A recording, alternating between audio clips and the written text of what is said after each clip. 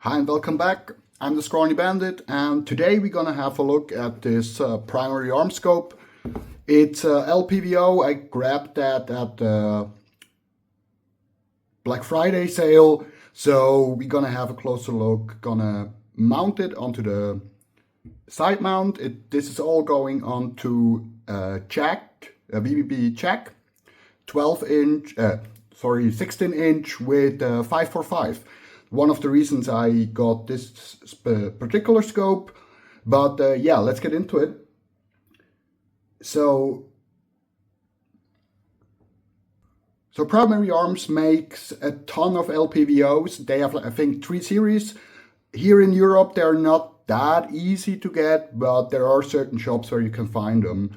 This is now basically the budget version of the 1-6 with a bullet drop compensator for, they say, 545. So I'm interested how good that works.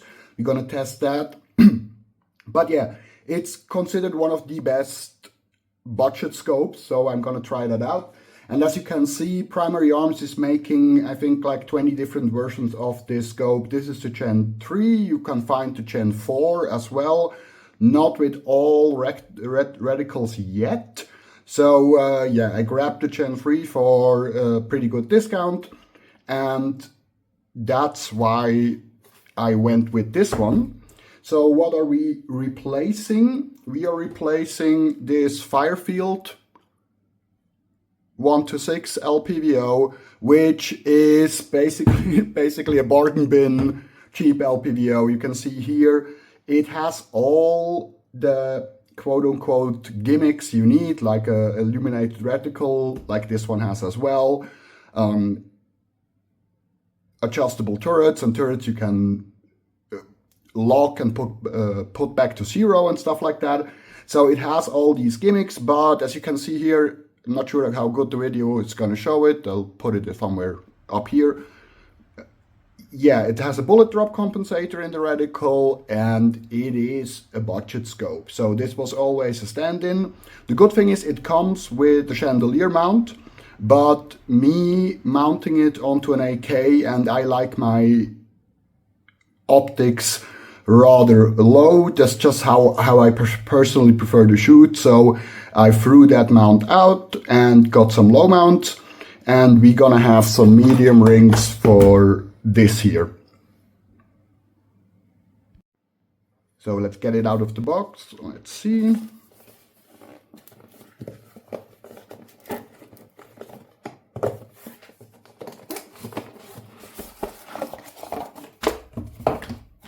Perfect.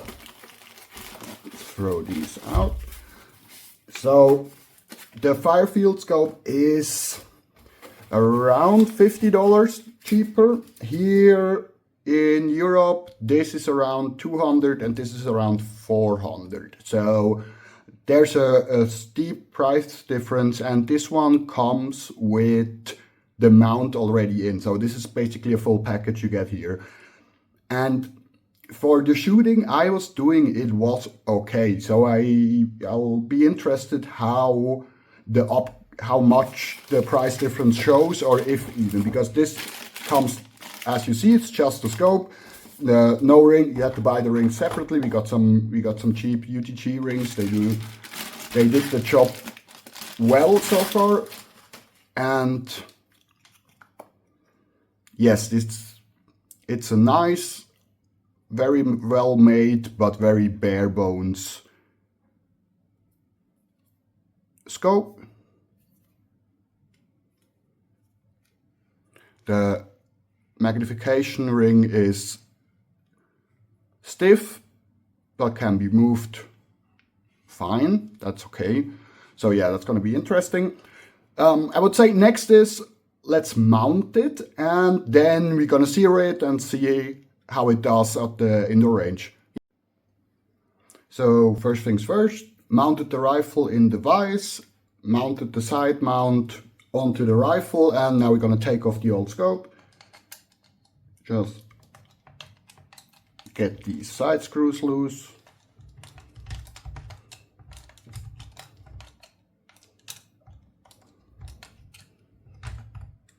and voila. Gonna put that at the side, and now we should be able to mount the rings onto the side mount for the AK, and then get the scope all aligned and stuff like that.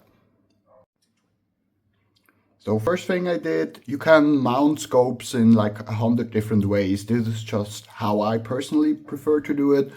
I took the rings apart and mounted them and fixed them onto the side mount already.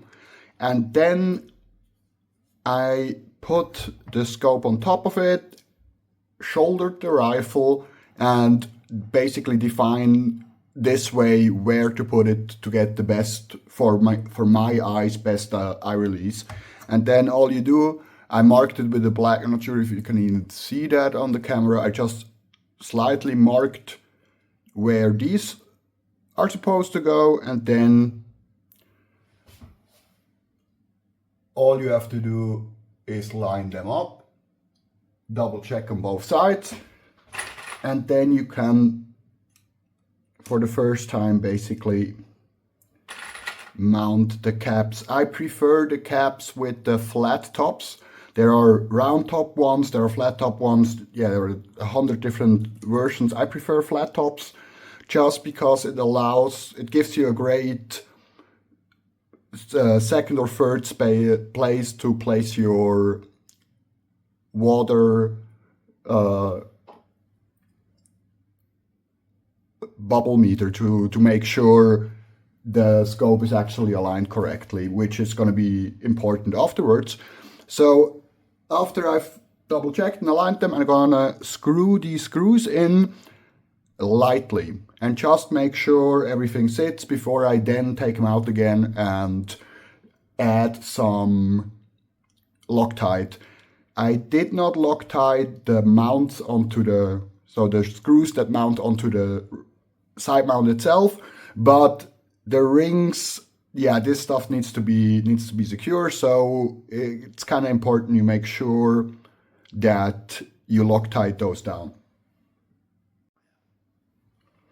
So what I use to mount scopes is, there are these tools, you can buy them for a few $100, but this one is a cheap copy from eBay, and it worked so far greatly. So you want to make sure your rifle is flat and even. So you usually get 2 of those. Yeah, I have multiples. The more the better, just to make sure everything works the way it should.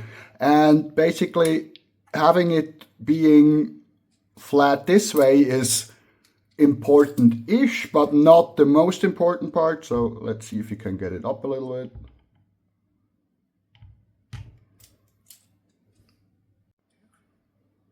So let's see if that works. That looks more or less fine. Much more important is the sideway part. So this looks fine, maybe. Yeah, that like this. And what you do now is you can mount this onto the barrel and fixate it, and then tune the upper part so it's flat. And then you can take off this one and you have a reference point on the top of your barrel so your rifle stays flat, because we're going to need this one later on to mount the actual scope. So as you see, this one is even, and I've now mounted the front part here, and now I can adjust, and now it should be even. I can take this one off, and that part is now going to be your reference point for the rifle itself, while you can use this part on the scope and make sure that they are even and flat, and your reticle is actually the way it should be. So now double check everything, and then you can start basically screwing. I use this green Loctite, and you're gonna screw always across. So your L gonna start here, next one would then be here, and so on and so forth.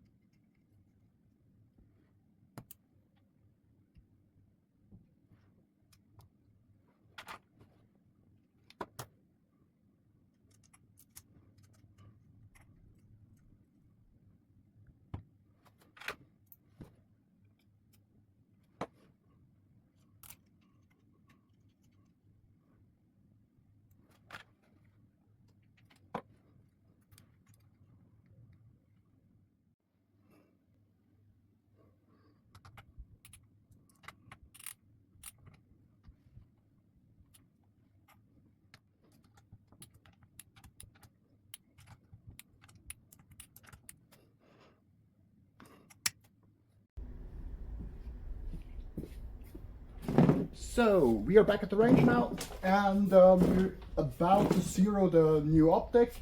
For that, I have this little cheap tripod here. She's already loaded. We're gonna dial up the zoom to the max.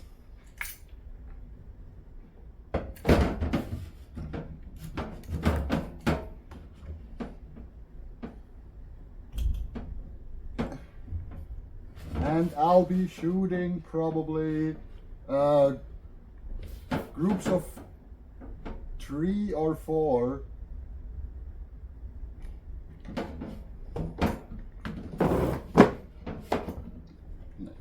Yeah, that's gonna work.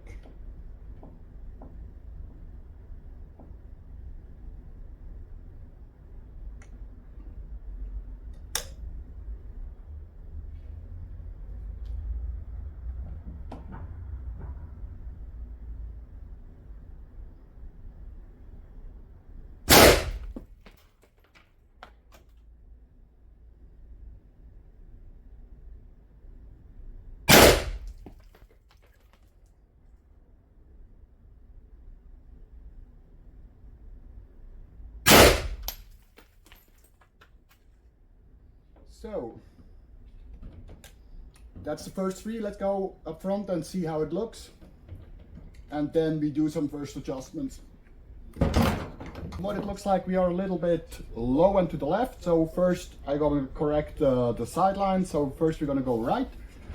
Now it's been 10 clicks. I prefer to do big ones in the beginning, just to make sure everything is working the way it's supposed to.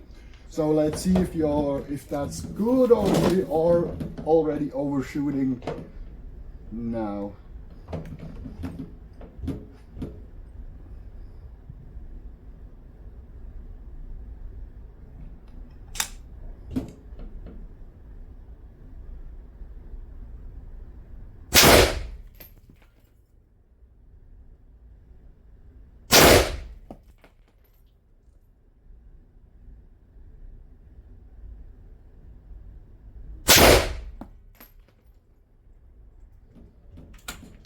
Let's go and see. Now I've adjusted the height a little bit. Let's see how this goes.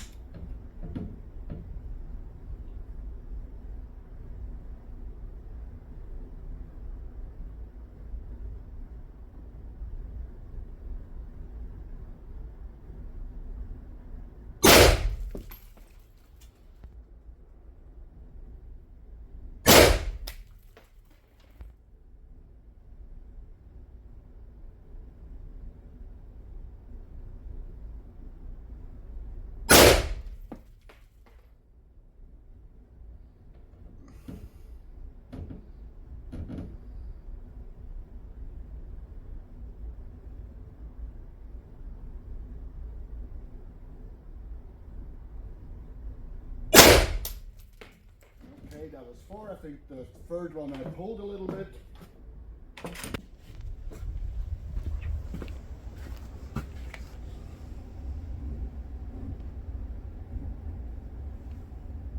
So yeah, let's see how target switching and stuff like that works.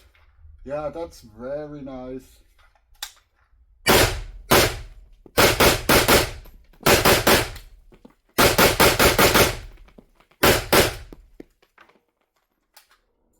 And key already, as you can see, works greatly. So from the range, I have to say, I really like the primary arms for the first shots. Pretty good. I like it. So we are back at the table. First things first.